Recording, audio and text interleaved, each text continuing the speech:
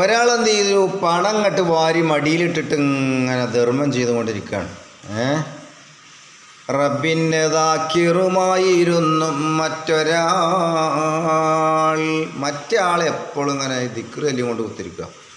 എന്നാൽ നീ ദാക്കിറിനാണ് ശ്രേഷ്ഠത എന്ന് തിരുമുസ്തഫ നബി വ്യക്തമായി പറയുന്നേ. മുഹ്താജ് ആലിമ് പോലെയായാൽ നൽകല് അത് ദിക്റിനേക്കാൾ എപ്പോഴും തന്നെ അഫ്ളല്. അപ്പം എന്താ പറഞ്ഞത്, ഞാൻ എപ്പോൾ നോക്കിയാലും ഇങ്ങനെ സദക്ക ചെയ്തുകൊണ്ടിരിക്കുകയാണ്. പണം നോട്ടിൻ്റെ കെട്ടിൻ്റെ മടിയിലിട്ടിട്ട് ഇങ്ങനെ ആൾക്കാർക്ക് കൊടുത്തുകൊണ്ടിരിക്കുക. മറ്റേ ചങ്ങായി ആണെങ്കിൽ അവിടെ ഇരുന്നൊരു മാല എടുത്തിട്ട് ഇങ്ങനെ ചെല്ലുക. അപ്പോൾ ശ്രേഷ്ഠത ആർക്കാണ്? എനിക്കല്ല, ഞാൻ പണം വാരി കൊടുക്കുന്നുണ്ട്. ശ്രേഷ്ഠത ആർക്കാണ്? ദിക്റിലുള്ള ആൾക്കാണെന്ന് പറയുന്നത്.